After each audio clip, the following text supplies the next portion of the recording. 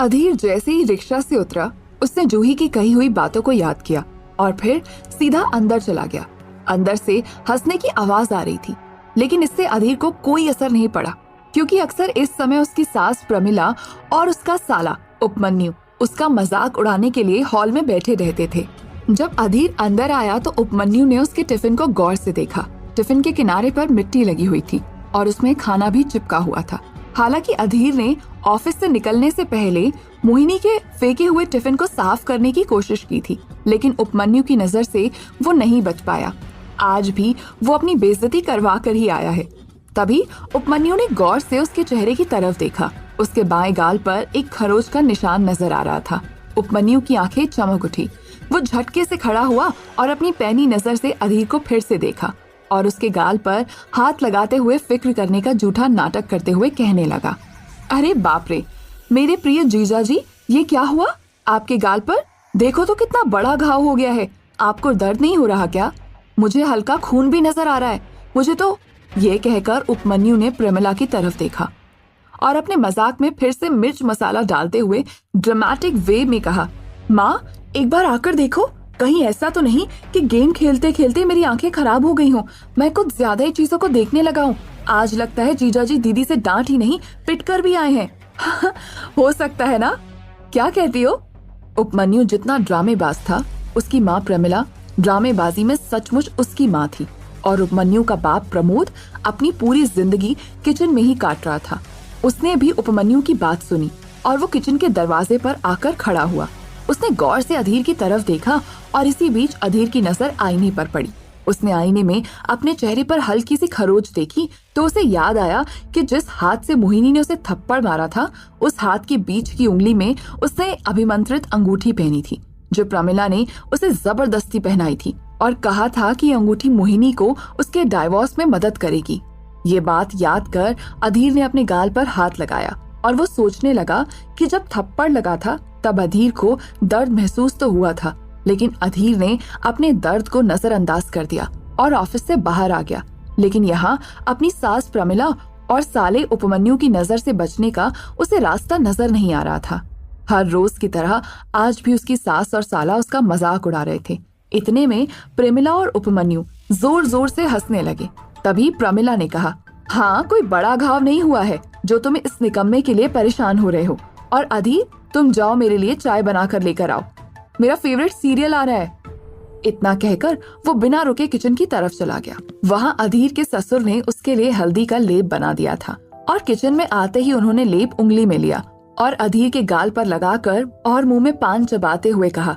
उस समय उसकी आवाज ऐसी महसूस हो रही थी जैसे लालू प्रसाद स्वयं साक्षात किचन में आ गए हों।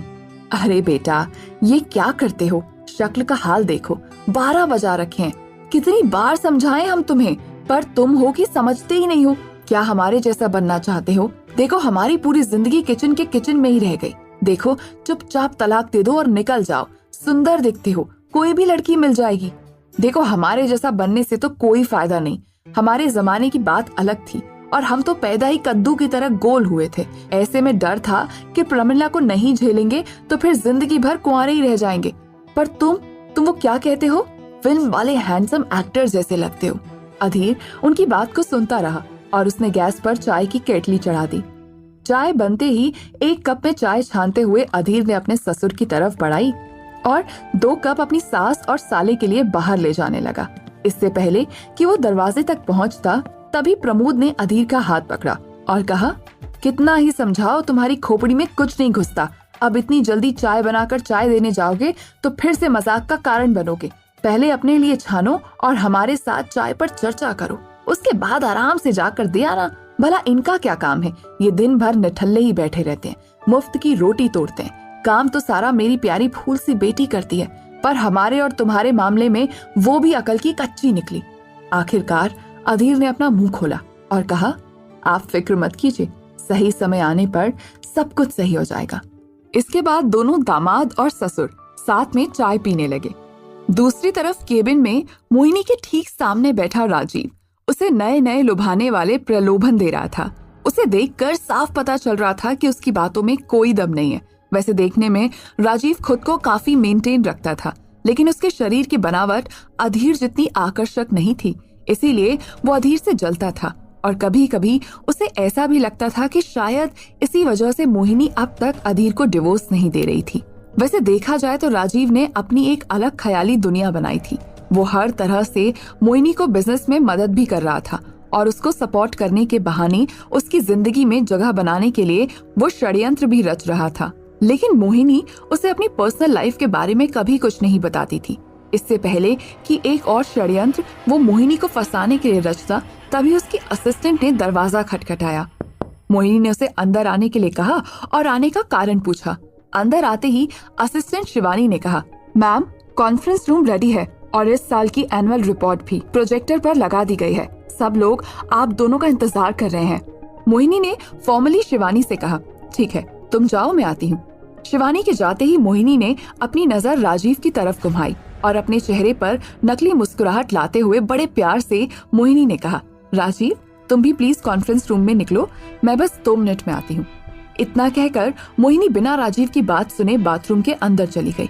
बाथरूम में जाते ही मोहिनी ने अपने चेहरे को आईने में देखा और मन ही मन कहा, पता नहीं कब तक मुझे राजीव के साथ ही नाटक करना पड़ेगा। दूसरी तरफ मीटिंग शुरू हो गई थी और सभी लोग सिर्फ मोहिनी का इंतजार कर रहे थे। कॉन्फ्रेंस रूम में हलचल मची हुई थी। सभी बोर्ड मेंबर्स भी वहीं मौजूद थे और आपस में कानाफूसी कर रहे थे।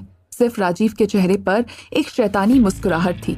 वो प्रोजेक्ट पर लगे नंबरों को देखकर ऐसे मुस्कुरा रहा था जैसे उसने जो चाहा था वो हो गया। कुछ ही देर बाद मोहिनी अंदर आई और सभी लोग उस पर चिल्लाने लगे। एक 50 से 55 साल का आदमी उठा और खड़ा हुआ और उसने ऊंची आवाज में मोहिनी से कहा, देखो, तुम्हारी काबिलियत पर मुझे कोई शक नहीं है, लेकिन ये क्या है? मोहिनी, क्या मैंने ये दिन देखने के लिए तुम पर इतना भरोसा किया था? मैं तब भी कह रहा था कि कोई एक बिजनेस पार्टनर अपने साथ रख लो, तो इससे कंपनी को लीडरशिप में मदद मिल जाएगी। लेकिन तुम हो कि किसी की बात कहाँ सुनती हो। अगर सुन लेती तो शायद आज ही नंबर देखने नहीं पड़ते। इतने में मिस्टर चड्ढा उठकर खड़े हुए और उन्होंने कहा, देखो, मैं इतनी बातें नहीं कर सकता और ना ही मैं अपना इमोशन इस बिजनेस में इन्वेस्ट कर सकता हूँ। मैंने तुम्हारी कंपनी में जो पैसा इन्वेस्ट किया है उसे इंटरेस्ट के साथ मुझे वापस कर दो, और अगर इंटरेस्ट नहीं दे सकती हो तो मैं तुम्हें उसके लिए मोहलत देने को तैयार हूँ, पर मुझे मेरा पैसा वापस चाहिए। मैं इतना नुकसान झेलने के लिए यह इन्वेस्ट करने नहीं आया हूँ। तुमने मुझे भरोसा दिलाया था, इसके अलावा मैं कुछ नहीं कह सकता। एक एक करके सभी लोग मोहिनी पर चिल्लाने लगे। तभी मोहिनी उठी और उसने कहा, मैं जानती हूँ इस बार का एनुअल टर्नओवर अच्छा नहीं है, पर बिजनेस में तो उतार चढ़ाव आते रहते हैं। जब हमने शुरू किया था तब आप सबने मुझे बोला था कि हम एक फैमिली हैं और साथ में मिलकर आगे बढ़ेंगे। क्या आज आप अपनी फैमिली को इस तरह से ट्रीट करना चाहते हैं? क्या आप ऐसे देखते हैं मुझे? क्या ये एक औरत को आगे बढ़ाने का तरीका है आपके लिए? मोहिनी की इस बात को सुनते ही एक और आदमी उठा और उसने गुस्से से कहा, देखो मोहिनी, फैमिली, औरत, मर्द, ये सब मामले यहाँ पर घसीटने की जरूरत नहीं है। समझ रही हो ना? तब तुम पर दया करके ये इन्वेस्टमेंट नहीं किया था, ना ही औरत मर्द देखकर किया था। हमने फायदे के लिए इन्वेस्टमेंट किया था। हमें फायदा चाहिए। हो सकता है कि उस दिन हम में से किसी ने इस बिजनेस को फैमिली की तरह देखा हो, लेकिन उसका मतलब ये नहीं है। बोर्ड मेंबर्स की बातें सुनने के बाद मोहिनी को कुछ समझ नहीं आ रहा था। तभी मोहिनी ने एक बार सबकी तरफ देखा और फिर कहा, ठीक है, मैं समझ गई। आप में से ज्यादातर लोगों का इस बिजनेस से सिर्फ मुनाफा बनाना ही मकसद था।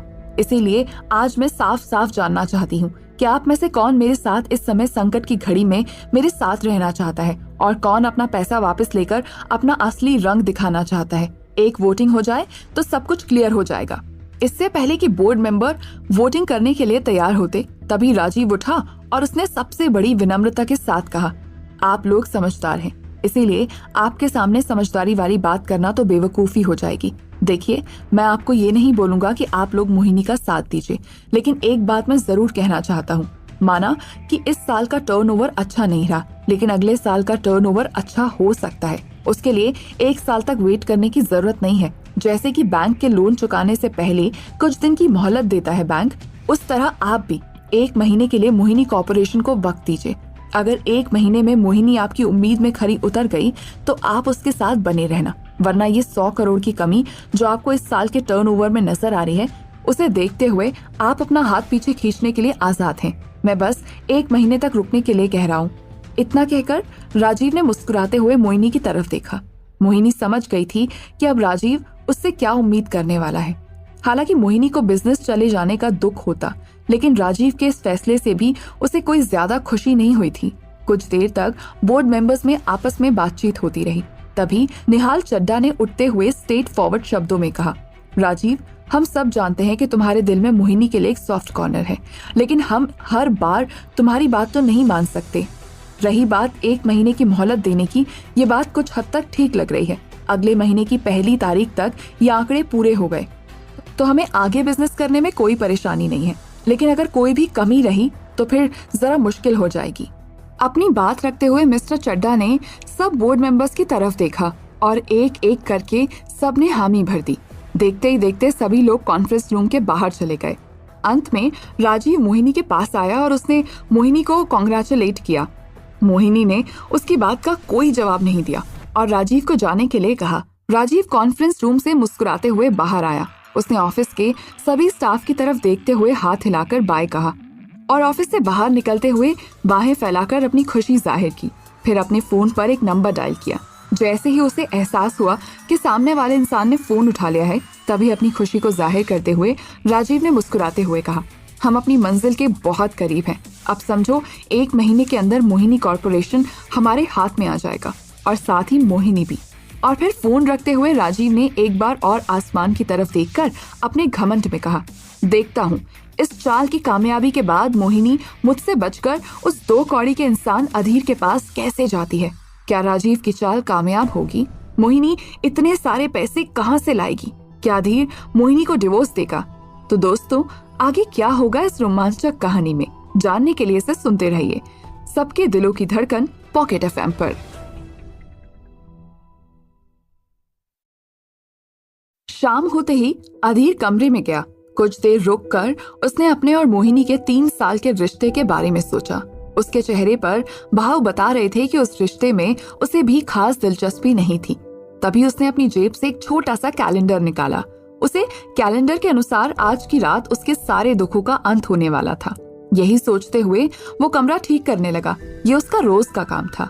कमरा ठीक करने के बाद अधीर ने घड़ी की तरफ देखा। रात के 8:30 बज रहे थे। वैसे तो हर रोज मोहिनी 7 से 7:30 बजे तक घर आ जाती थी। ऐसा इन 3 सालों में कभी नहीं हुआ था कि वो कभी 1 घंटे लेट हुई हो। और दिल्ली जैसे शहर में चाहे जितनी भी सेफ्टी बरती जाए, लड़कियों का देर रात तक बाहर रहना आज भी लोगों के मन में डर पैदा करता है। इसीलिए प्रमिला हाफती हुई सीढ़ियों से ऊपर चढ़ी और बिना रुके अधीर पर बरस पड़ी। तुम क्या दिन भर मुफ्त की रोटियां तोड़ते रहोगे? तुम्हें शर्म नहीं आती? मेरी बेटी इतनी बड़ी कंपनी संभालती है और तुम उसकी सेफ्टी का भी ख्याल नहीं रख सकते। कैसे पति हो तुम, जिसे अपनी पत्नी की ही चिंता नहीं है? हाँ, घड़ी में देखो समय कितना हुआ है। अभी तक वो घर नहीं आई है और अब तक तो तुम्हें कम से कम उसके ऑफिस में फोन करके पूछ लेना चाहिए था। नहीं, अधीर ने अपनी सास की बात मानते हुए पैंट की जेब से मोबाइल निकाला और नंबर डायल करने लगा।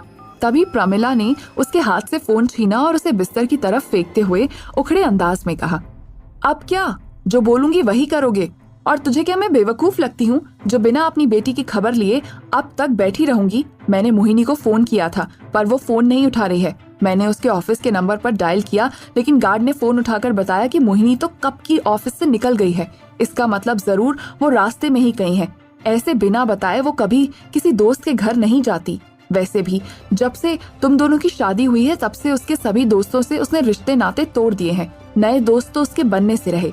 पूरी बात सुनने के बाद अधीर ने फिर से अपना फोन उठाया और दरवाजे से बाहर जाने लगा। तभी फिर उसने अपनी सास की तरफ देखा और धीमी आवाज में कहा, मैं जाकर देखता हूँ। इतना कहकर अधीर दरवाजे से सीधा निकल गया। जब वो मेन डोर के पास पहुंचा तो उसने अपने फोन पर एक मैसेज टाइप करते हुए एक अननोन नंबर पर भेज दिया।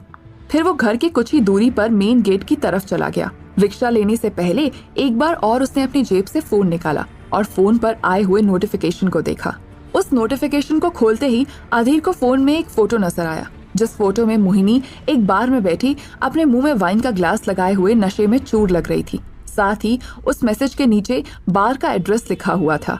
मैसेज मिलते ही अधीर ने शुक्रिया कहा और रिक्शा वाले से सामान्य अंदाज में कहा, भैया मालवीय नगर मेट्रो स्टेशन चलिए।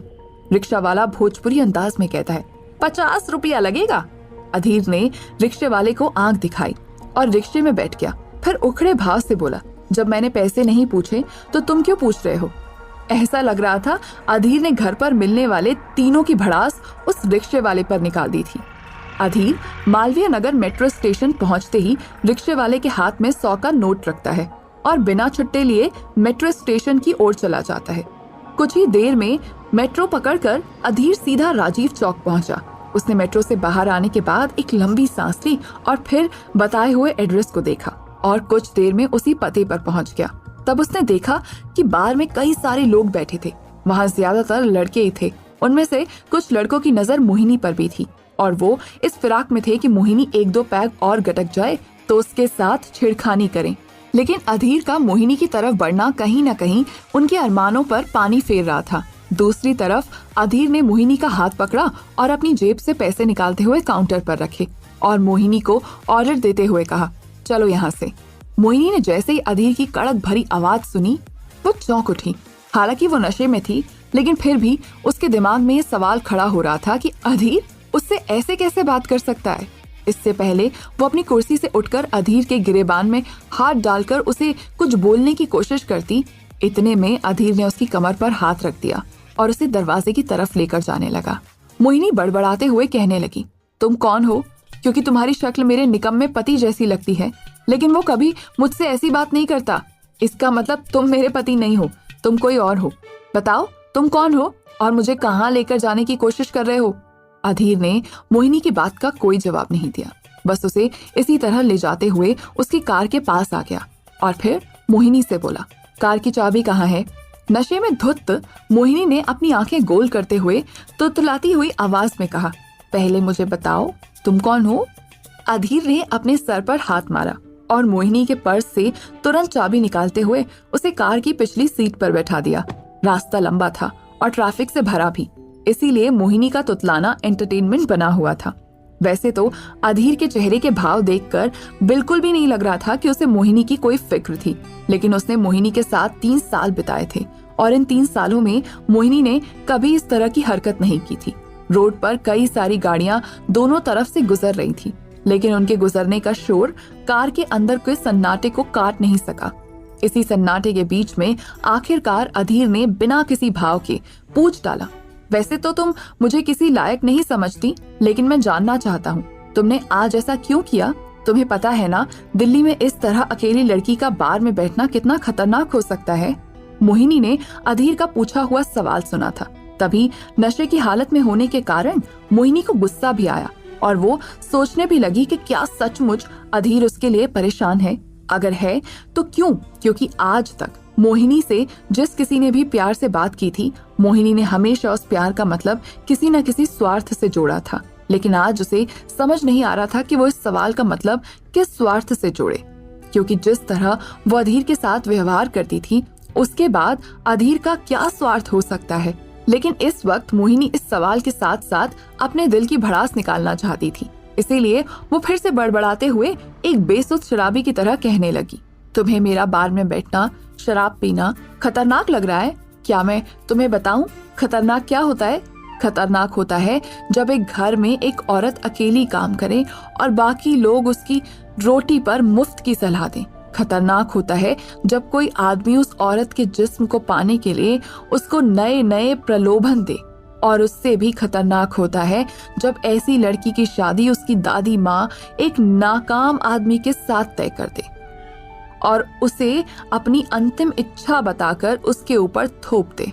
और अब बारी आती है खतरनाक ऑफ द डे की। वो इस साल का टर्नओवर, अब अगर मैंने 100 करोड़ रुपए का मुनाफा 1 महीने में नहीं बनाया तो मुझे वो करना पड़ेगा जो मैं कभी नहीं करना चाहती। अधीर कहता है, मैं जानता हूँ कि तुम किस चीज से डर रही हो। मोहिनी अपनी उंगली आगे करते हुए कहती है, क्या कहा तुमने? मैं डर रही हूँ? मेरी शक्ल तुम्हें डरी हुई लग रही है? जाकर कह दो दुनिया से, मैं राजीव से नहीं डरती। मुझे तो डर है अपनी खुददारी के खो जाने से। अगर 1 महीना पूरा होने के बाद भी कंपनी के अकाउंट में कुछ नहीं आया तो मुझे राजीव के सामने हाथ फैलाने होंगे और फिर मुझे पता है वो मेरे सामने क्या डिमांड रखेगा। इतना कहकर मोहिनी चुप हो गई। उसने आज पहली बार नशे में ही सही लेकिन सच का पर्दा फाश कर दिया था। अब तक तो अधीर यही सोच रहा था कि मोहिनी खुद राजीव की कंपनी एंजॉय करती है और उसके साथ समय बिताने के लिए ही वो अधीर को छोड़ना चाहती है। अब तक तो अधीर को ये भी नहीं पता था कि मोहिनी की शादी उससे उसकी दादी के किए हुए वादे के कारण थी। तभी अधीर एक मजाकिया मुस्कुराहट लिए अपनी और मोहिनी की डेस्टिनी पर हंसने लगा। जैसे जैसे कार आगे बढ़ रही थी वैसे वैसे घड़ी की सुइयां भी आगे बढ़ रही थी। इतने में रियर व्यू मिरर में अधीर ने मोहिनी को देखा। अब वो एकदम बेहोश हो चुकी थी और पीछे की सीट में लुढ़क कर बच्चे की तरह लेट चुकी थी। मोहिनी को ऐसे लेटा हुआ देख अधीर कहता है, मैं जानता हूँ मोहिनी, तुम्हारी जिंदगी में परेशानियों की कमी नहीं है, लेकिन आज मैं बहुत खुश हूँ क्योंकि तुम्हारी तो पता नहीं लेकिन मेरी जिंदगी की परेशानियां खत्म होने वाली हैं और इसी बहाने तुम्हें अब अपनी दादी को दिया हुआ वादा पूरा करने की जरूरत भी नहीं पड़ेगी। ये कहकर अधीर मुस्कुराया और उसने एक आखिरी बार मोहिनी को उस तरह लेटा हुआ देखा। कुछ ही देर में अधीर उसे लेकर घर पहुंचा। उसने सीधा मोहिनी को अपनी गोद में उठाकर उसे अपने कमरे में ले जाना सही समझा। जैसे ही वो कमरे का दरवाजा खोलता तभी प्रमिला की नजर उन दोनों पर पड़ी और उसने पुकारते हुए गुस्से में कहा, ये क्या हुआ मेरी बेटी को? क्या किया तुमने इसके साथ? अधीर ने अपने हाथ में पहनी हुई घड़ी में समय देखा और पहली बार प्रमिला को नजरअंदाज कर मोहिनी को लेकर कमरे में चला गया। मोहिनी अभी भी नशे में बड़बड़ा रही थी। हल्के हाथ से उसने मोहिनी को बिस्तर पर लिटाया और उसे चादर उड़ाते हुए उसके चेहरे को गौर से देखा और मन ही मन खुद से दोहराया, आज के बाद मैं इस कैद से आजाद होने वाला हूँ। इतना कहकर वो दरवाजे की तरफ गया। तभी उसे कुछ महसूस हुआ और वो मोहिनी के बारे में सोचने लगा। के साथ 3 साल बिताए थे और इस वक्त वो मुसीबत में थी, इसीलिए वो लौटा और फिर मोहिनी के बगल में खड़े होकर सामान्य भाव से उसने कहा, तुमने मुझसे डिवोर्स मांगा था ना मोहिनी? सुबह तक डिवोर्स पेपर तुम्हारी टेबल पर मेरे साइन के साथ होंगे और हालांकि 3 सालों में तुमने मेरे साथ अच्छा व्यवहार नहीं किया, लेकिन मैं सुबह तक तुम्हारे अकाउंट में 100 करोड़ ट्रांसफर कर दूंगा। मैं नहीं चाहता कि तुम राजीव के सामने हाथ फैलाओ। वैसे तो मोहिनी उस वक्त अधीर की बातों को सुन पा रही थी, इसीलिए उसे नशे की हालत में भी हंसी आने लगी। उसने अधीर की तरफ उंगली करते हुए मजाकिया ढंग से कहा, हाँ, लगता है तुम सपना देख रहे हो। तुम कहाँ से लाओगे 100 करोड़? खुद के आने जाने के पैसे तो रहते नहीं तुम्हारे पास। अधीर ने एक आखिरी बार मोहिनी की तरफ देखा और कहा, वक्त आने पर सब हो जाएगा, तुम बस देखती जाओ। इतना कहकर अधीर कमरे से बाहर चला गया और मोहिनी अभी भी उसकी बातों को सोचकर हंस रही थी। हालांकि उसने बड़बड़ाते हुए 100 करोड़ वाली बात अपने मुंह से निकाली थी। उसे ये नहीं पता था कि अधीर इसे एक मजाक बनाकर रख देगा। देखते देखते मोहिनी की आंख लगी और वो गहरी नींद में चली गई। अगले ही पल सुबह की तेज रोशनी उसकी आंखों में पड़ने लगी और वैसे मोहिनी की गुड मॉर्निंग और दिन की शुरुआत अधीर के हाथों की स्पेशल अदरक वाली चाय से होती थी। लेकिन आज वो लेट हो गई और अब तक अधीर भी नहीं आया था। तभी मोहिनी ने सोते हुए आंखें बंद किए हुए अपना हाथ आगे बढ़ाए हुए चाय का कप ढूंढने की कोशिश की, लेकिन उसके हाथ चाय का कप नहीं, एक पेपर लगा। उसने जैसे ही पेपर उठाकर अपनी धुंधली आंखों के सामने लाकर उसे देखा, उसे सही से कुछ दिखा नहीं। जब उसने अपनी आंखें मसल कर अच्छे से देखा तो उसके हाथ में अधीर का साइन किया हुआ डिवोर्स पेपर था। उस डिवोर्स पेपर को देखकर मोहिनी को पिछली रात अधीर की कही बात याद आई और वो कमरे से बाहर आकर चिल्लाई, अधीर कहाँ है? हॉल में खड़ी प्रमिला ने खुशी से चहकते हुए कहा, कौन? वो निकम्मा, तुम पर बोझ। वो तो घर छोड़कर चला गया। अच्छा हुआ भला टली, मेरी प्यारी सी बेटी के सर पर वो बोझ हट गया। आज प्रमिला के चेहरे पर खुशी थी, लेकिन मोहिनी को समझ नहीं आ रहा था। तभी मोहिनी ने अधीर को कॉल करने के लिए अपना फोन उठाया ही था तो वो फोन पर आए एक मैसेज को देखकर हैरान रह गई। और वो मैसेज कोई नॉर्मल मैसेज नहीं था, बल्कि वो मैसेज उसके अकाउंट में 100 करोड़ ट्रांसफर होने का था। अधीर ने अपना वादा कैसे पूरा किया? क्या वो 3 सालों से मोहिनी से कुछ छुपा रहा था? क्या मोहिनी के अकाउंट में आया हुआ पैसा अधीर ने भेजा था? तो दोस्तों, आगे क्या होगा इस रोमांचक कहानी में, जानने के लिए इसे सुनते रहिए सबके दिलों की धड़कन पॉकेट एफएम पर।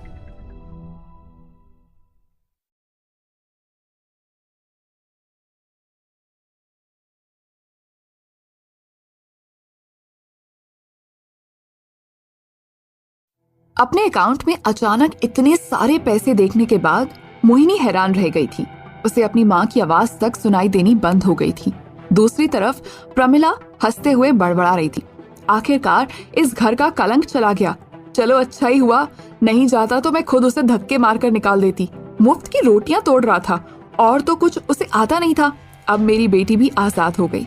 इतना कहकर प्रमिला ने मोहिनी की तरफ देखा और उसके चेहरे पर चिंता के भाव देखते हुए कहा, तो फिक्र मत कर बेटा, मैं तेरे लिए अमीर और हैंडसम लड़का चुनूंगी और तेरी शादी धूमधाम से करवाऊंगी। और अगर कोई नहीं मिला तो राजीव तो जरूर राजी हो जाएगा। करोड़ों की दौलत है उसके पास, और क्या चाहिए। मोहिनी ने अपनी माँ की बात सुनते ही आंखें गोल घुमाई और उसकी बात का कोई जवाब नहीं दिया। साथ ही वो सीधा अंदर चली गई। दूसरी तरफ उपमन्यु मोहिनी को इस तरह हैरान देखकर उसके पीछे पीछे उसके कमरे तक चला आया। इतना ही नहीं, यहाँ प्रमोद जी को समझ नहीं आ रहा था कि अचानक अधीर कहाँ जा सकता है। उनकी बात करें तो इस घर में अधीर के अलावा उनकी इज्जत करने वाला तक कोई नहीं था। तभी उन्होंने मन ही मन कहा, घर में ये सब क्या हो रहा है पता नहीं। ये कहकर वो अपने किचन की तरफ चले गए और नाश्ता बनाने की तैयारी करने लगे। लेकिन अब भी उनके दिमाग में अधीर को लेकर सवाल चल रहा था। तभी उन्होंने अपने फोन की स्क्रीन की तरफ देखा। साथ ही उनके मन में दो बातें घूमने लगी। पहली कि उनके दामाद को फोन करना चाहिए या नहीं, और दूसरी क्या प्रमिला की मनोकामना पूरी हो गई थी। आखिरकार उन्होंने फोन उठाया और अधीर का नंबर डायल कर ही लिया, लेकिन उसका number out of coverage area आने लगा था। दूसरी तरफ उपमन्यु अपनी बहन को हैरान देखकर अंदर आया और उस वक्त मोहिनी यहाँ से वहां चक्कर काटते हुए अपने फोन पर किसी से बात कर रही थी। उसकी बातों में हैरत साफ नजर आ रही थी। तभी मोहिनी ने कहा, जल्द से जल्द मुझे बताओ कि इतना पैसा किसने ट्रांसफर किया है। एचआर ने आधी नींद में फोन उठाया और तुरंत कंपनी का अकाउंट खोलते हुए ट्रांसफर करने वाले का नाम देखा। वहां पर अधीर लिखा हुआ था। इसीलिए एचआर ने इन्फॉर्मेटिकली कहा, मैम ट्रांसफर करने वाले का नाम अधीर है। मोहिनी कुछ देर के लिए हैरान हो गई। उसे याद आया कि पिछली रात अधीर ने उससे कहा था, तुम्हारी सारी परेशानियां दूर हो जाएंगी, मैं तुम्हें डिवोर्स दे दूंगा और तुम्हारा टारगेट भी पूरा हो जाएगा। लेकिन इतने पैसे अधीर के पास आए कहां से, और उसकी कोई लॉटरी लगी थी क्या? इस ख्याल के साथ मोहिनी ने दोबारा एचआर से कहा, तुमने क्या नाम लिया, एक बार दोबारा बोलो। एचआर को समझ नहीं आ रहा था कि मोहिनी पागलों जैसी हरकत क्यों कर रही थी। इसीलिए उसने अपनी आंखें गोल घुमाई और लंबी सांस लेते हुए कहा, मैडम अधीर। एक बार और अधीर का नाम सुनकर मोहिनी ने फोन डिस्कनेक्ट कर दिया और वो धम से बिस्तर पर बैठ गई।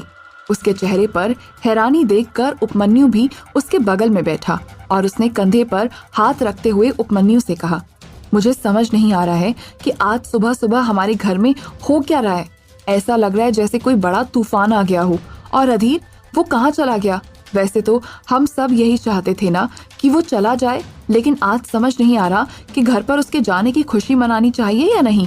देखो तुम्हारे चेहरे की हैरत बता रही है जैसे ये बहुत बड़ी और बुरी खबर हो। इतना कहकर उपमन्यु ने अपनी आंखें छोटी की और फिर शक से भरे लहजे से कहा, एक बात बताओ, कहीं इन 3 सालों में तुम्हें उससे प्यार तो नहीं हो गया था?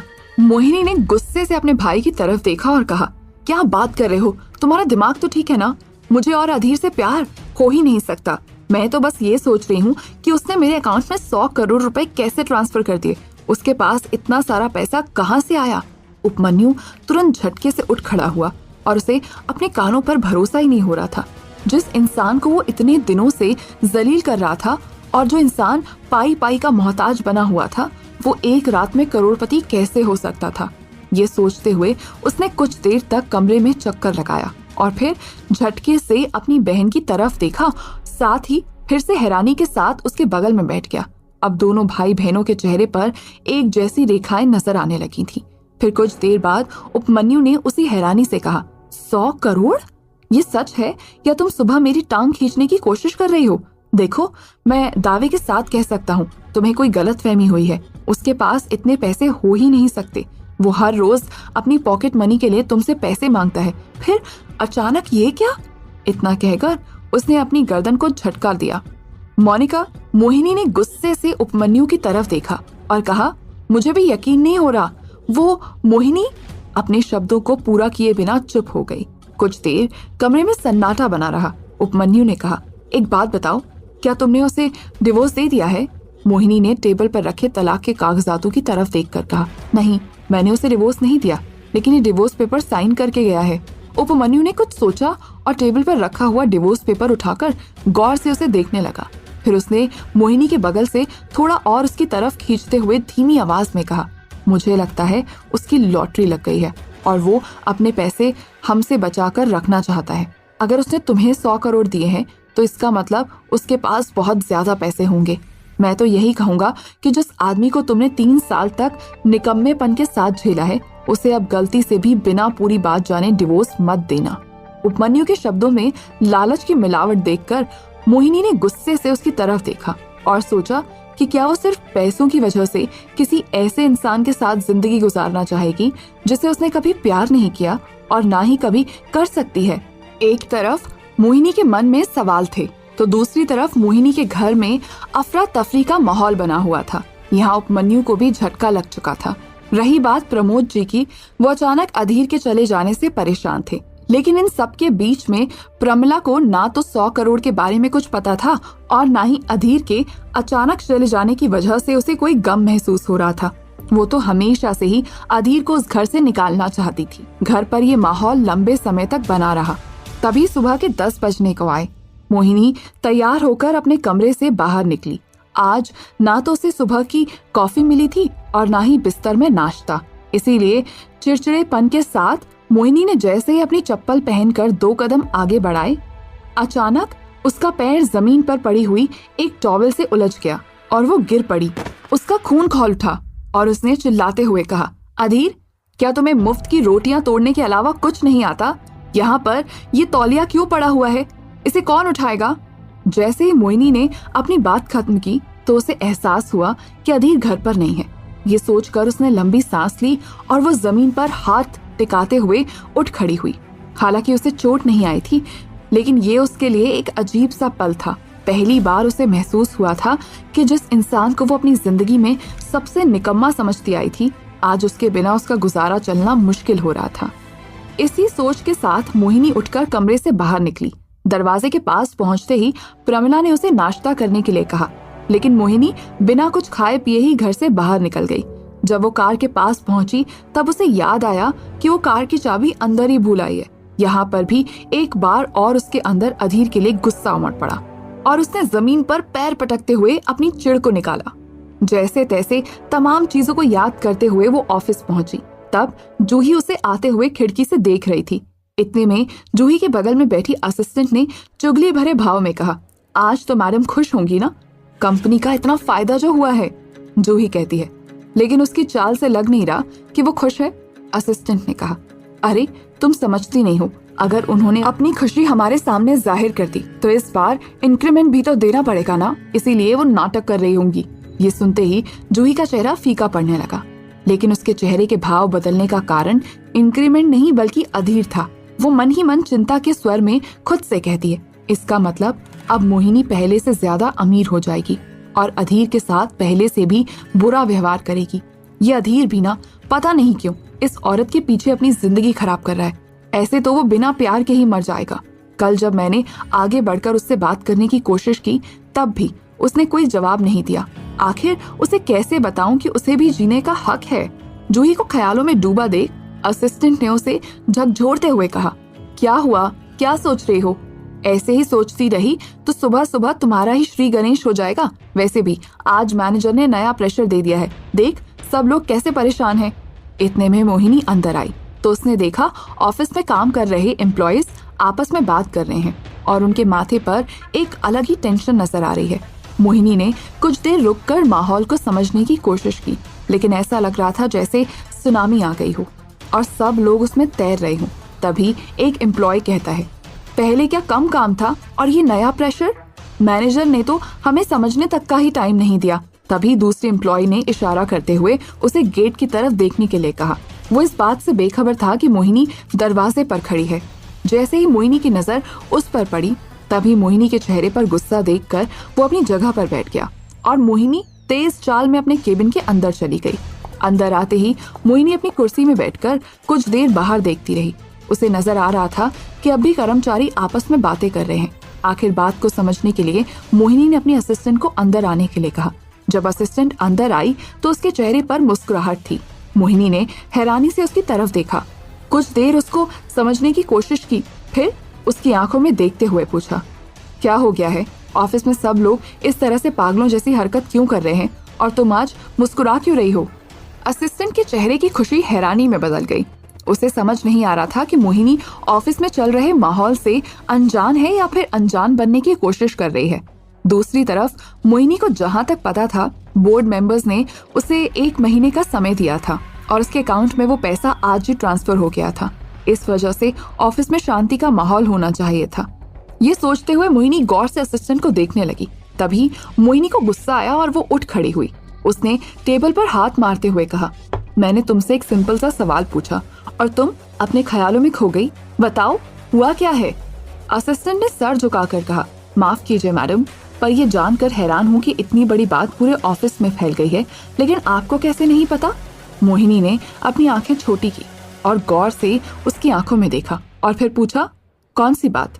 असिस्टेंट कहती है, यही कि अग्रवाल सूत कंपनी बहुत ही जल्द हमारी कंपनी को एक बड़ा कॉन्ट्रैक्ट देने वाली है। क्या मोहिनी और अधीर की बातचीत हो पाएगी? आखिर अधीर अचानक से कहाँ चला गया था? क्या अधीर की सचमुच लॉटरी लग गई थी? तो दोस्तों, आगे क्या होगा इस रोमांचक कहानी में, जानने के लिए सुनते रहिए सबके दिलों की धड़कन पॉकेट एफएम पर।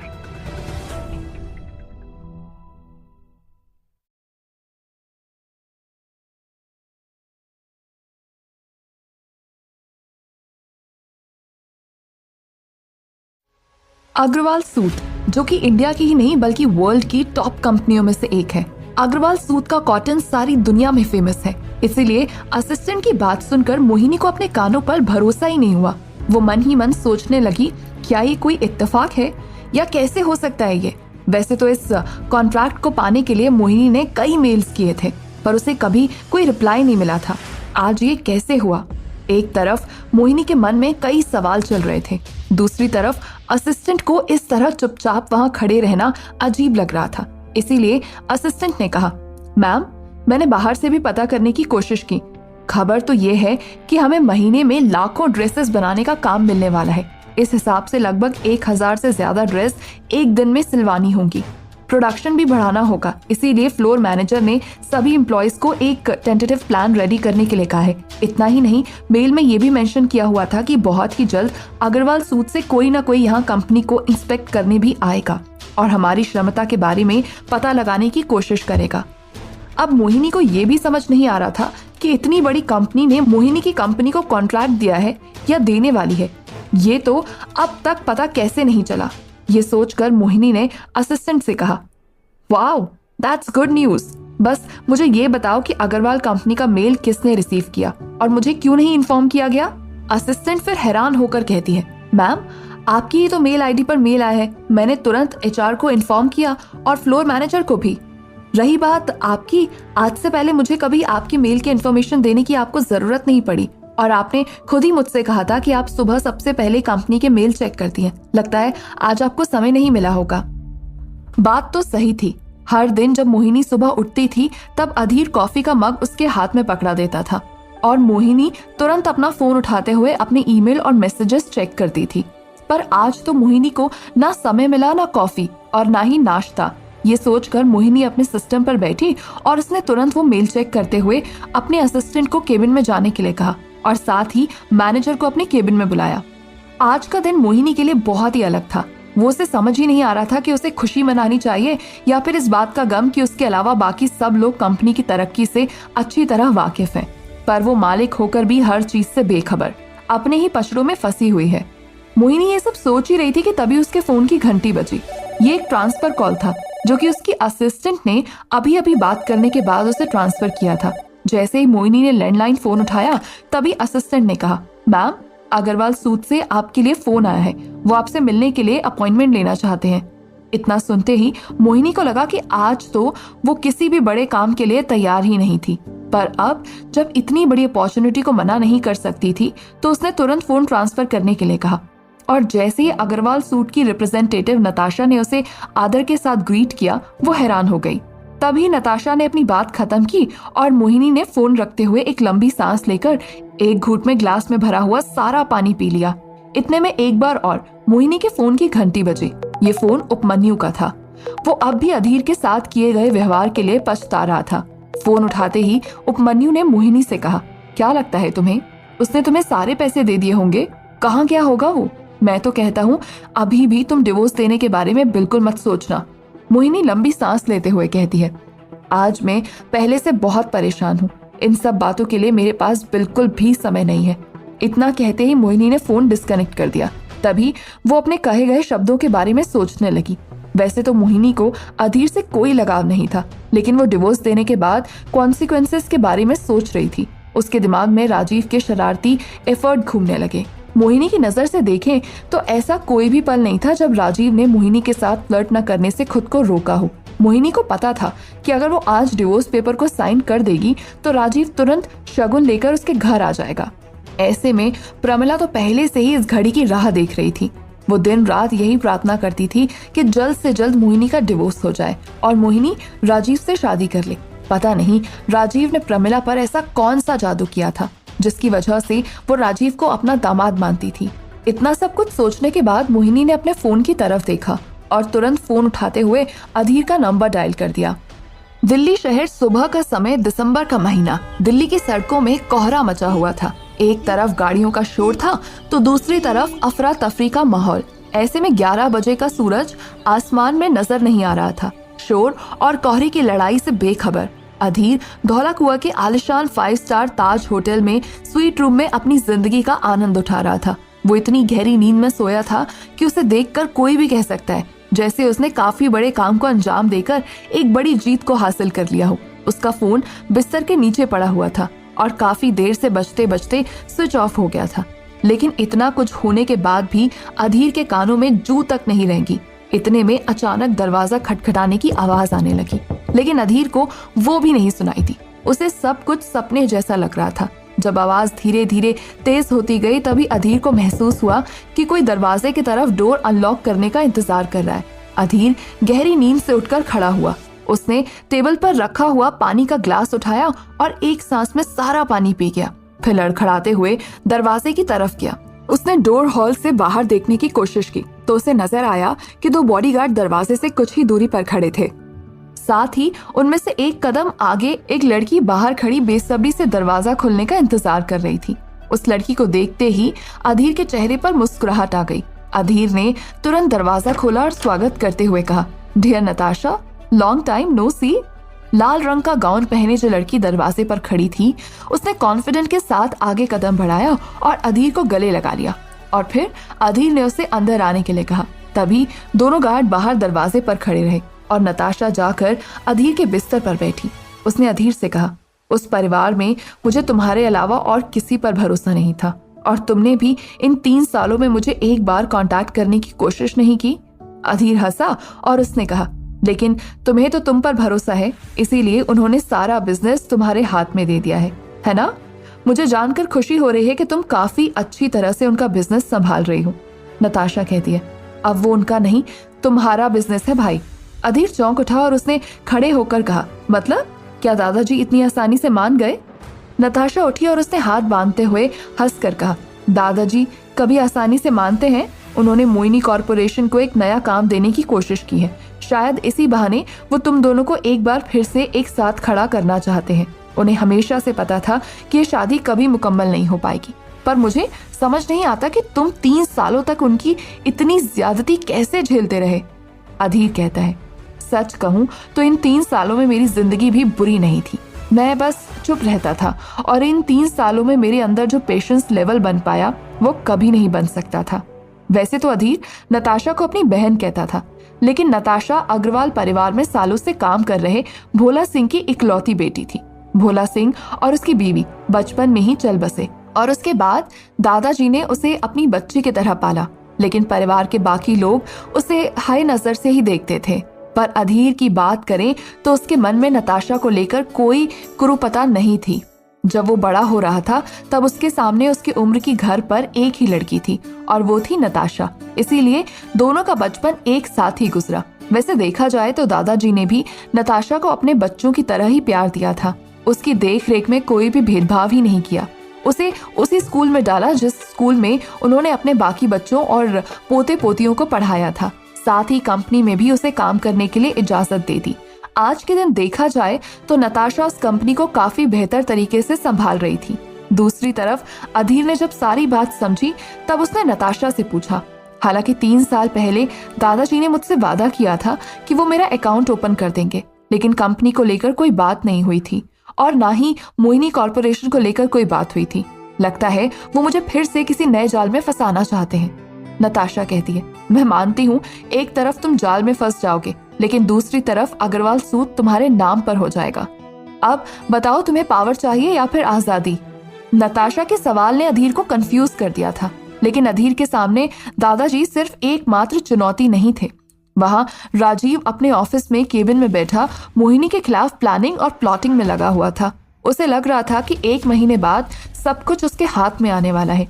इसी खुशी में वो पार्टी भी देना चाह रहा था। तभी अचानक सामने से एक लड़की की आवाज आई और उस लड़की ने कहा, मुझे आपका सारा प्लान चौपट होता हुआ नजर आ रहा है। यह आवाज सुनकर राजीव झटके से खड़ा हुआ और उसने ऊंची आवाज में कहा, क्या मैं तुम्हें ऐसी खबर सुनाने के लिए डबल सैलरी देता हूँ? एक सैलरी तो तुम्हें मोहिनी कॉर्पोरेशन से मिलती है, तुम्हें वहां क्यों रखा है, बोलो।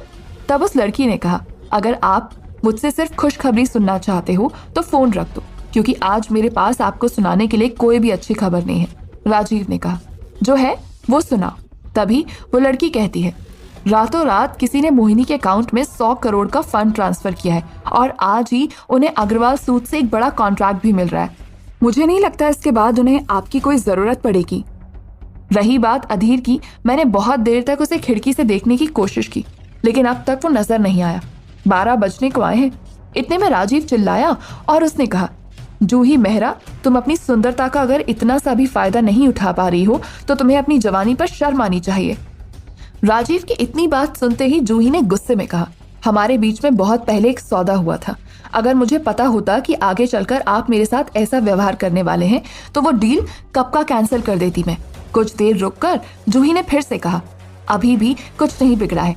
मैं चाहूं तो बैकअप कर सकती हूँ और मुझे ब्लैकमेल करने की सोचना भी मत, क्योंकि जिस तरह आप मेरी सच्चाई जानते हैं उसी तरह मैं भी आपकी सच्चाई जानती हूँ। इतना कहकर जूही ने फोन डिस्कनेक्ट कर दिया और वो वर्क स्पेस की तरफ चली गई। उस वक्त जूही मन ही मन सोच रही थी कि भले ही उसने राजीव के साथ ये सौदा पैसे के लिए किया था, लेकिन उसे पता नहीं था कि गुजरते वक्त के साथ साथ वो अधीर को पसंद करने लगेगी। इसके साथ ही उसे अधीर से जितना लगाव था वो मोहिनी से उतना ही नफरत करती थी। क्या जूही राजीव के लिए काम करना बंद कर देगी? क्या जूही की हरकत के बारे में मोहिनी को पता चल जाएगा? आखिर अधीर क्या फैसला लेगा? तो दोस्तों, आगे क्या होगा इस रोमांचक कहानी में जानने के लिए सुनते रहिए सबके दिलों की धड़कन पॉकेट एफएम पर। वैसे तो दिन कहाँ गुजर जाता था और रात कहाँ बीत जाती थी, ये बात किसी को पता नहीं थी, लेकिन आज के दिन एक एक घंटा भी सबके लिए रोमांच से भरा हुआ था। घर पर प्रमिला बार बार अधीर को फोन लगाकर ये जानने की कोशिश कर रही थी कि आखिर डिवोर्स का क्या स्टेटस है। उसने 1-2 बार मोहिनी को भी फोन लगाकर पूछने की कोशिश की, लेकिन मोहिनी ने उसका फोन हर बार डिस्कनेक्ट कर दिया। अब प्रमिला के पास बात करने के लिए उपमन्यु के अलावा और कोई नहीं था। प्रमिला सोफे से उठ खड़ी हुई। उसने उपमन्यु के कमरे की तरफ देखा। इससे पहले कि प्रमिला उपमन्यु से बात करने उसके कमरे की तरफ जाती, तभी प्रमोद जी किचन से बाहर आए और उन्होंने प्रमिला से सामान्य शब्दों में पूछा, क्या तुम्हें अधीर की कोई जानकारी मिली? प्रमिला चिढ़ते हुए कहती है, तुम्हें बड़ी फिक्र हो रही है, और हाँ, होगी भी क्यों नहीं। तुम दोनों घर में एक जैसे जो थे तो दुख सुख बांटा करते होगे कि नहीं? अब तुम अकेले रह गए हो। इतना कहकर प्रमिला प्रमोद जी को नजरअंदाज करते हुए आगे बढ़ती चली गई। तभी प्रमोद जी ने पहली बार प्रमिला का हाथ पकड़ा और प्रमिला ने पलटकर उनकी आंखों में देखा, साथ ही अपना हाथ झटकते हुए कहा, तुम्हारी हिम्मत कैसे हुई मेरा हाथ पकड़ने की? प्रमोद जी ने सरल भाव से कहा, तुम्हें मुझ पर जितना गुस्सा दिखाना है दिखा लो प्रमिला, लेकिन मैं एक बात तुमसे साफ साफ कह देता हूँ, अधीर जैसा दिखता है वैसा है नहीं। मैं दावे के साथ कह सकता हूँ कि एक दिन तुम्हें पता चलेगा कि वो बहुत अमीर परिवार से ताल्लुक रखता है। क्या तुम्हें उसकी हरकतों से समझ नहीं आता? उसका उठना बैठना, लोगों के साथ व्यवहार करना कुछ भी अनपढ़ गंवार जैसा नहीं है। हो सकता है कुछ सालों पहले उसके परिवार वालों ने उसे अपनी जायदाद से बेदखल कर दिया हो या फिर उसे सबक सिखाने की कोशिश की हो। प्रमिला हंसने लगी और फिर उसने सांस रोकते हुए कहा, दिन भर सीरियल देखते देखते तुम्हारी खोपड़ी में सिर्फ कहानियां घूमने लगी हैं और कुछ नहीं। जाओ जाकर दिन का खाना बनाओ। इतना कहकर प्रमिला उपमन्यु के कमरे की तरफ चली गई। उस वक्त उपमन्यु अपने ख्यालों में खोया हुआ था। उसे अपने किए पर शर्मिंदगी महसूस हो रही थी। साथ ही उसका आज गेम खेलने में भी मन नहीं लग रहा था। उसके दिमाग में अपनी बहन के कहे हुए 2 ही शब्द घूम रहे थे। वो 2 शब्द थे 100 करोड़। मोहिनी चाहे जितनी भी अमीर क्यों ना हो, उपमन्यु की बात करें तो वो भी एक नंबर का निकम्मा था। उसे तो ये भी नहीं पता था कि 100 करोड़ में कितने शून्य लगते हैं। दूसरी तरफ यहाँ अपने ऑफिस के केबिन से अपने मैनेजर के साथ बाहर आते हुए मोहिनी ने सभी एम्प्लॉयज को संबोधित करते हुए कहा, आज तक हमारे सामने एक चुनौती थी कि हम 1 महीने में इतने क्लाइंट ढूंढे जो हमारी नैया पार लगा दे और हमारे बिजनेस को डूबने से बचा दे। जैसे कि आप सभी को पता है, आज बिना किसी कोशिश के हमारी ये मनोकामना पूर्ण हो गई है। इसीलिए अब हमें इस डील को सक्सेसफुल बनाना है। जैसे कि आप सबके सामने फ्लोर मैनेजर शांतनु ने अपने अपने हिसाब से प्लानिंग बनाने की चुनौती रखी है। उम्मीद है आप लोग शाम तक उस चुनौती को पार कर लोगे और कोई एक बेहतर प्लान निकल कर आएगा। साथ ही मैं आपको बताना चाहती हूँ कि कल सुबह अग्रवाल सूद की रिप्रेजेंटेटिव नताशा हमारी कंपनी में आएगी। वो कंपनी की क्वालिटी की जांच करेगी और साथ ही ये देखने की कोशिश करेगी कि हम उनके टारगेट्स पूरे कर देंगे या फिर नहीं। इसीलिए मैं आप सब लोगों से रिक्वेस्ट करना चाहती हूँ और साथ ही ये भी कहना चाहती हूँ कि हम सब दिन रात मेहनत करके सब लोग मिलकर इस कंपनी को नई ऊंचाइयों तक लेकर जाएंगे। जैसे ये टारगेट पूरे होंगे, मैं आप सबसे वादा करती हूँ मैं आप लोगों को इंक्रीमेंट भी दूंगी। इंक्रीमेंट की बात सुनते ही एम्प्लॉयज के बीच में खुशी की लहर दौड़ पड़ी। तभी पीछे खड़ी जूही ने अपना तुरंत फोन निकाला और राजीव को मैसेज टाइप करते हुए इन्फॉर्मेशन पास कर दी। राजीव पहले से ही बौखलाया हुआ था। उसे लग रहा था उसके हाथ से लड़की और कंपनी दोनों ही निकलने वाले हैं। लेकिन इस कॉन्ट्रैक्ट के बारे में जानते ही उसके दिमाग में नई तरकीब आई। उसे लगने लगा कि ये डील मोहिनी कॉर्पोरेशन के लिए बड़ी डील है। इस वक्त उनके पास इस डील को हैंडल करने जितनी प्रोडक्शन कैपेबिलिटी होनी चाहिए, जो कि उनके पास नहीं है। ऐसे हालात में मोहिनी कॉर्पोरेशन को राजीव की मदद लेनी ही होगी। ये सोचते हुए वो मुस्कुराया और अपनी कुर्सी पर बैठ गया। घर पर प्रमोद जी के दिमाग में अभी कई सारे सवाल घूम रहे थे। तभी उन्होंने एक बार और अधीर को फोन लगाया। दूसरी तरफ अधीर उस वक्त नताशा के साथ 3 साल बाद वेस्ट गेट मॉल में शॉपिंग करने के लिए निकला था। इन 3 सालों में आज तक उसने वही पुराने कपड़े पहने थे जो उसकी सास उसे देती थी। इतने में अधीर के फोन की घंटी बजी। उसने फोन की स्क्रीन को देखा तो वो प्रमोद जी का कॉल था। अधीर का मन किया कि वो तुरंत फोन उठाकर प्रमोद जी से बात करे, क्योंकि मोहिनी के घर में अगर उसे कोई समझने वाला था तो वो प्रमोद जी। लेकिन आगे फैसला लेने से पहले अधीर ने नताशा की तरफ देखा और नताशा ने ना में सर हिलाया। जैसे ही उसने फोन डिस्कनेक्ट किया, उसके फोन पर घंटी फिर से बजने लगी। तभी अधीर ने देखा, मेरे ससुर जी इतनी जल्दी हार नहीं मानने वाले। पर जब उसने फोन की स्क्रीन पर फिर से देखा तो वो हैरान रह गया। ये प्रमोद जी का नहीं बल्कि मोहिनी का कॉल था। इस बार अधीर ने नताशा की तरफ देखे बिना ही तुरंत फोन उठाते हुए हेलो कहा। अधीर के मुंह से हेलो सुनते ही मोहिनी को समझ नहीं आ रहा था कि वो उसे क्या कहे। कुछ सोचने के बाद मोहिनी कहती है, तुम इस तरह घर छोड़कर नहीं जा सकते हो अधीर, इसीलिए कह रही हूँ चुपचाप जहां भी हो वापस आ जाओ। इतना कहकर मोहिनी ने अपने दांतों तले जुबान दबा ली। यहाँ अधीर को समझ नहीं आ रहा था कि मोहिनी के अंदर अब भी किस बात की अकड़ बची हुई है। तभी अधीर ने कहा, सॉरी मोहिनी, अब जो तुम चाहती हो वो मैं नहीं करने वाला। मैंने तुम्हारी भरपाई कर दी है, तुम उन पैसों के साथ खुश रहो और मैंने अपनी तरफ से डिवोर्स पेपर्स भी साइन कर दिया है। मुझे नहीं लगता अब हमारे बीच में कोई और रिश्ता हो सकता है, जिस नाते तुम मुझे ऑर्डर दो। मोहिनी कहती है, रिश्ता तो पहले भी नहीं था, लेकिन फिर भी तुम निभा रहे थे ना, फिर एक रात में ऐसा क्या बदल गया? अधीर कहता है, मैं इन सब बातों का जवाब नहीं दे पाऊंगा। तभी मोहिनी ने एक लंबी सांस ली और फिर से पूछा, ठीक है, अगर तुम इसका जवाब नहीं दे सकते तो बस मुझे इतना बता दो, तुम्हारे पास इतने पैसे आए कहाँ से? अधीर कहता है, अब जब तुम्हारी जिंदगी अच्छे से चल रही है, फिर बार बार इस तरह के सवाल पूछकर उसे खराब करना क्यों चाहती हो? मुझे पता है आज या कल हमें कोर्ट में एक साथ पेश होना होगा, तभी हमारा डिवोर्स हो पाएगा, तभी मैं तुमसे मिलूंगा। मोहिनी ने कहा, ठीक है, अगर तुम्हें ऐसा करना है तो ऐसा ही सही, लेकिन इससे पहले तुम्हें कल सुबह मुझे ऑफिस में आकर मिलना होगा। उसके बाद हम कोर्ट के लिए निकलेंगे। इतना तो तुम कर ही सकते हो ना? 3 सालों के रिश्ते में मोहिनी ने अधीर से कुछ नहीं मांगा था। मोहिनी के लिए अधीर जो कुछ भी करता था अपनी मर्जी से करता था, इसीलिए उसे मोहिनी को मना नहीं किया और कहा, ठीक है, मैं तुम्हें कल सुबह मिलता हूँ। तब मोहिनी ने एक लंबी सांस ली और थैंक यू कहते हुए फोन को डिस्कनेक्ट किया। शाम होते ही सभी एम्प्लॉयज की मीटिंग हुई। सब ने अपने अपने प्लान्स मोहिनी के सामने रखे। मोहिनी ने उनमें से बेस्ट 5 प्लान्स को सिलेक्ट करके मैनेजर को मेल करने के लिए कहा। फिर शाम होते ही मोहिनी ऑफिस से निकलकर घर के लिए चली गई। आज का दिन मोहिनी के लिए बहुत ही अलग था। ना तो उसे सुबह की कॉफी हाथ में मिली और ना ही दिन का खाना। ऑफिस में अब शाम को घर जाने के बाद वो अपने कमरे में गई तो उसे अपना कमरा भी बिखरा हुआ मिला। वैसे तो मोहिनी सुबह अपने कपड़े सिलेक्ट करने में पूरा कमरा तहस नहस कर देती थी, लेकिन अधीर उसकी हर एक चीज को जगह पर रख देता था और रात होते ही बिस्तर में उसे खाना ला कर देता था। अधीर के ना होने पर आज 3 सालों में पहली बार मोहिनी का पूरा परिवार डाइनिंग टेबल पर एक साथ बैठकर खाना खाने वाला था। तभी प्रमोद जी खाना लेकर आए। मोहिनी ने पहली बार अपने पापा को इतना काम करते हुए देखा और कहा, पापा घर पर नौकर नहीं है क्या? आप ये सब क्यों कर रहे हैं? बैठिए और हमारे साथ खाना खाइए। प्रमोद जी हंसे और उन्होंने कहा, बेटा ये काम तो मैं हर रोज करता हूँ, आज कौन सी नई बात है?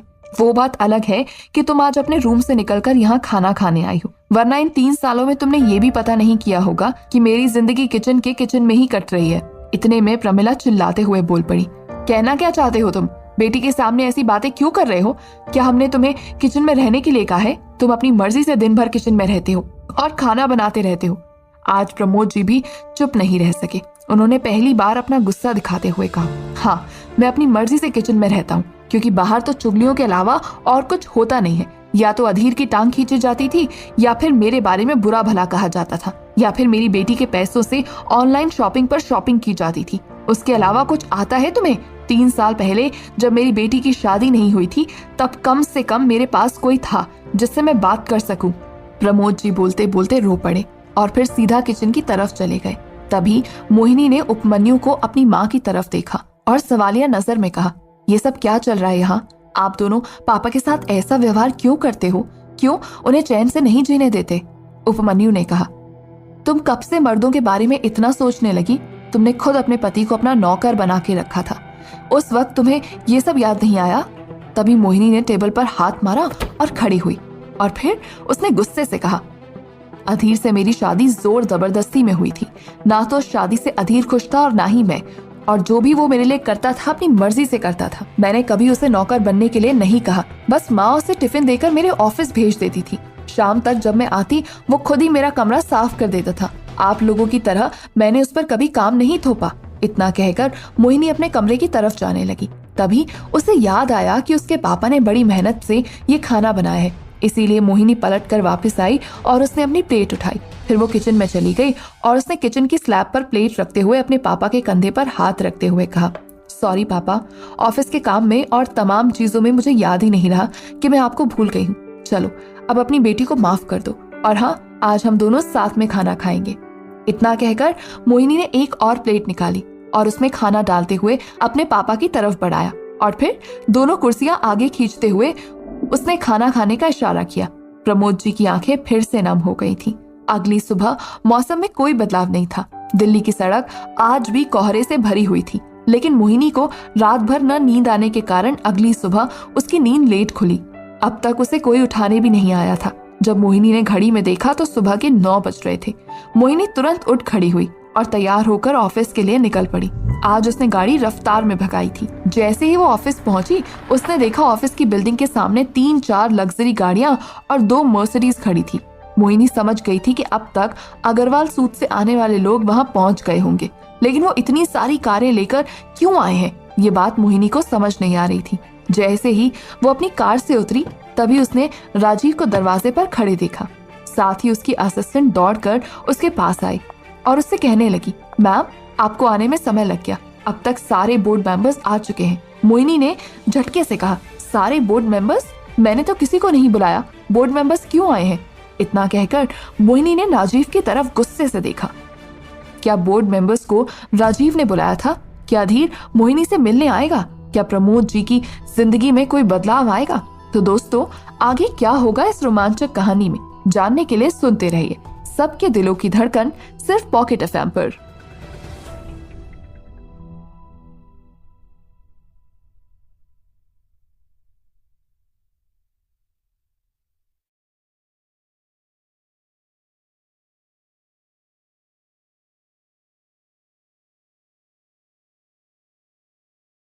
असिस्टेंट मोहिनी की बात का कोई जवाब नहीं दे सकती थी, इसीलिए वो चुपचाप उसकी शक्ल देख रही थी। मोहिनी ने सीधे शब्दों में कहा, तुम अंदर जा सकती हो। मोहिनी के मुंह से ये सुनते ही असिस्टेंट को राहत महसूस हुई और वो तेज चाल में कंपनी के अंदर चली गई। तभी मोहिनी ने पहली बार तेवर दिखाते हुए अपने हाथ बांधे और राजीव से पूछा, क्या मैं जान सकती हूँ राजीव, बोर्ड मेंबर्स को किसने बुलाया? मोहिनी ने राजीव से सीधा सवाल किया था। वैसे ही मोहिनी के दिमाग में काफी सारी चीजें एक साथ चल रही थी और अब इस वक्त वो राजीव के साथ ऐसा व्यवहार नहीं कर सकती थी। लेकिन राजीव की नजर देखें तो मोहिनी अब भी उसके लिए उतनी ही यूजफुल थी जितनी कि पहले। उसका लालच इतनी जल्दी हार नहीं मानने वाला था।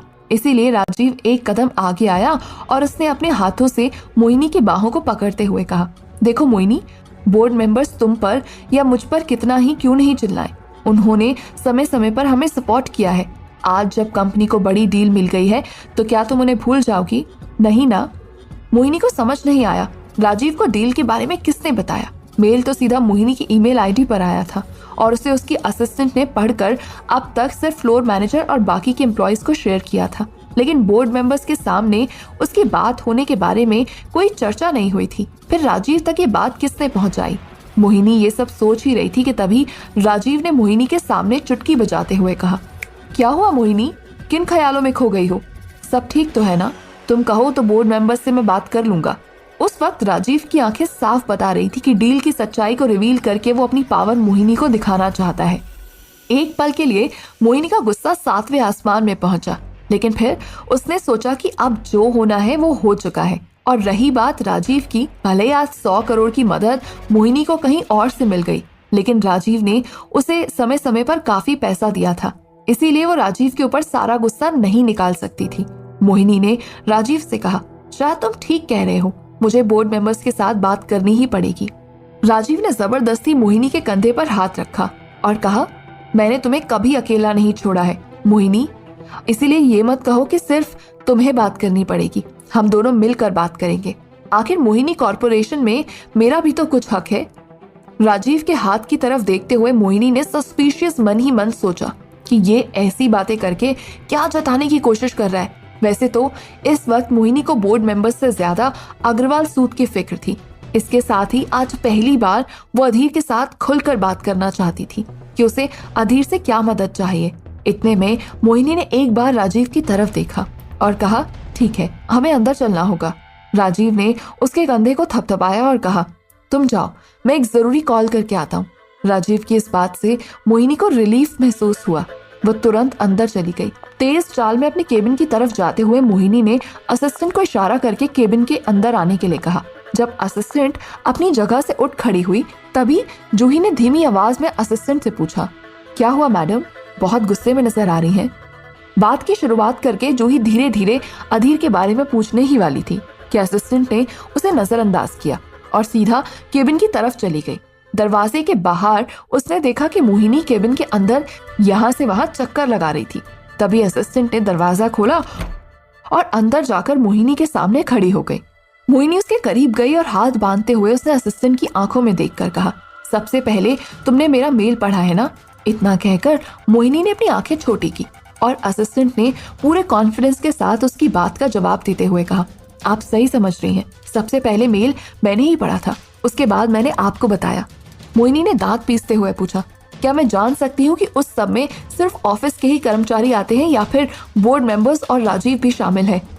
असिस्टेंट ने झटके से मोहिनी की तरफ देखा।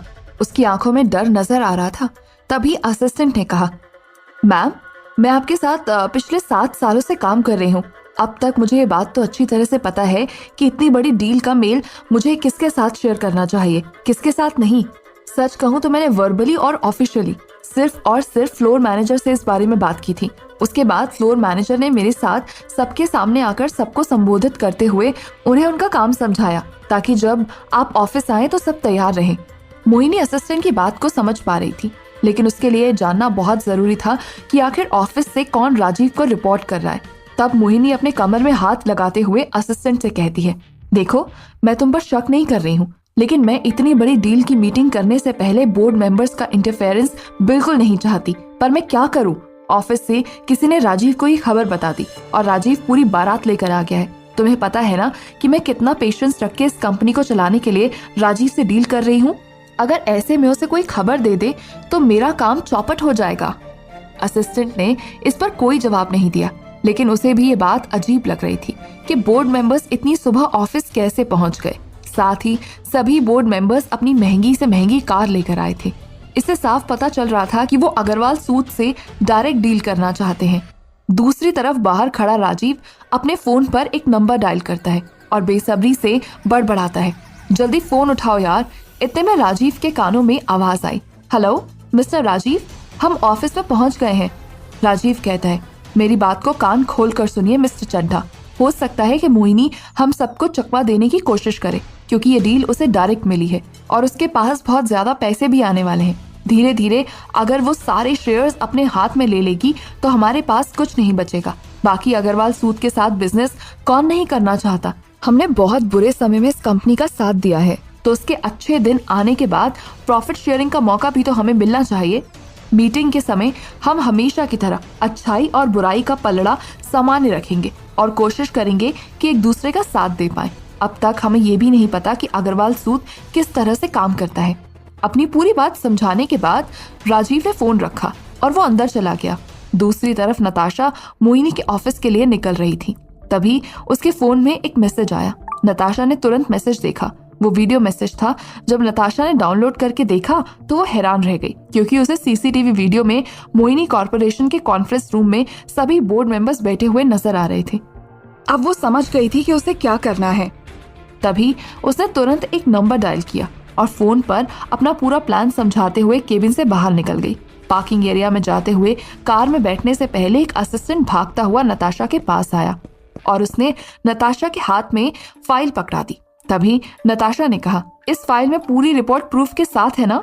असिस्टेंट ने हाँ में सर हिलाते हुए कहा, अगर वो लोग इस डील से ना माने तो इसमें उनके खिलाफ किए हुए कामों की चार्जशीट है, जिसे हुक्म के इक्के की तरह उनके सामने पेश किया जा सकता है।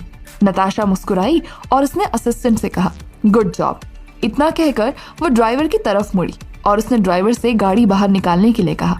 नताशा को बेफिजूल में हाई फाई कार में घूमना पसंद नहीं था, इसीलिए वो रोल्स रॉयस नहीं बल्कि होंडा सिटी से ट्रैवल करती थी।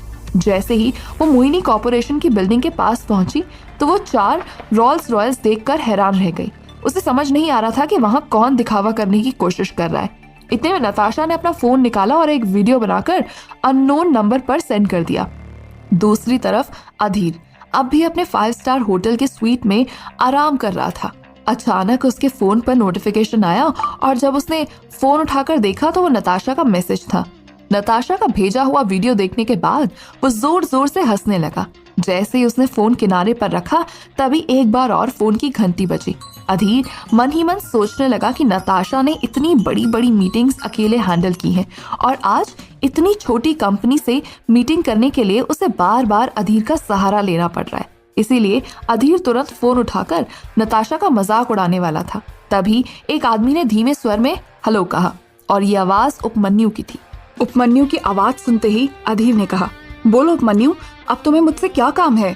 उपमन्यु कहता है, जब से मुझे पता चला है कि तुमने मेरी बहन के अकाउंट में 100 करोड़ रुपए ट्रांसफर किए हैं, प्लीज मुझे बताओ, क्या तुम इतने अमीर हो या फिर तुमने किसी लॉटरी से ये पैसे कमाए? इससे पहले कि उपमन्यु पूरी बात कह पाता तभी अधीर ने हंसते हुए कहा, देखो ये जो मैं तुम्हें बताने वाला इसे किसी के साथ शेयर मत करना। तुम्हारा जीजाजी बनना चाहता है और मैं उसके रास्ते की रुकावट बन रहा था, इसीलिए राजीव और मेरे बीच में एक डील हुई थी। राजीव ने मुझे 10 लाख रुपए देने का वादा किया था और बदले में मुझे एक छोटा सा काम और तुम्हारी बहन के डिवोर्स पेपर में साइन करने के लिए कहा था और उसने जो कहा मैंने वो कर दिया। उसके भेजे हुए पैसे तुम्हारी बहन के अकाउंट में ट्रांसफर कर दिए और डिवोर्स पेपर पर साइन करके वहां से चला आया। अधीर की बात पूरी सुनते ही उपमन्यु का सर घूम गया और उसने बिना कुछ कहे फोन डिस्कनेक्ट कर दिया।